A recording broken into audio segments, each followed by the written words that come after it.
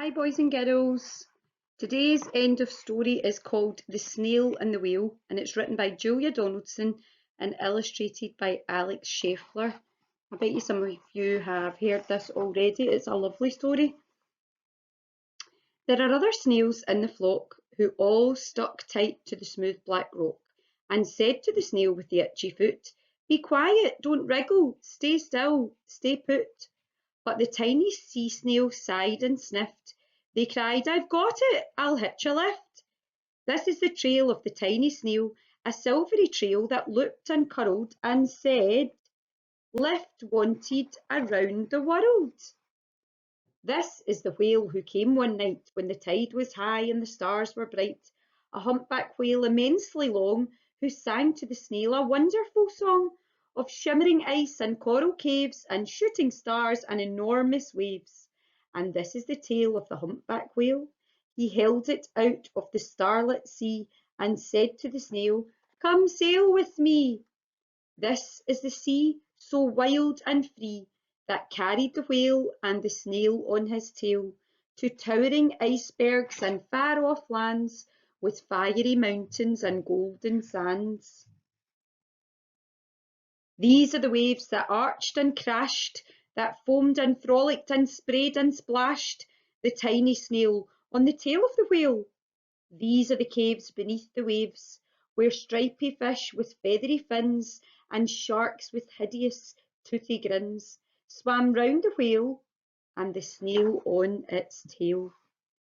This is the sky so vast and high, sometimes sunny and blue and warm, sometimes filled with a thunderstorm, with zigzag lighting, flashing and frighting the tiny snail on the tail of the whale. As she gazed at the sky, the sea, the land, the waves and the caves and the golden sand, she gazed and gazed, amazed by it all, and she said to the whale, "I feel so small." But then came the day the whale lost his way. These are speedboats running a race, zigging and zooming all over the place, upsetting the whale with their ear-splitting roar, making him swim too close to the shore. This is the tide slipping away, and this is the whale lying beached in a bay. "Quick, off the sand, back to sea," cried the snail.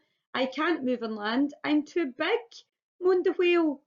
The snail felt helpless and terribly small. Then, "I've got it," she cried and started to crawl. "I must not fail," said the tiny snail. This is the bell on the school in the bay, ringing the children in from their play. This is the teacher holding her chalk, telling the class, "Sit straight, don't talk." This is the board as black as soot, and this is the snail with the itchy foot. A snail," the teacher turns pale. "Look," say the children, "it's leaving a trail."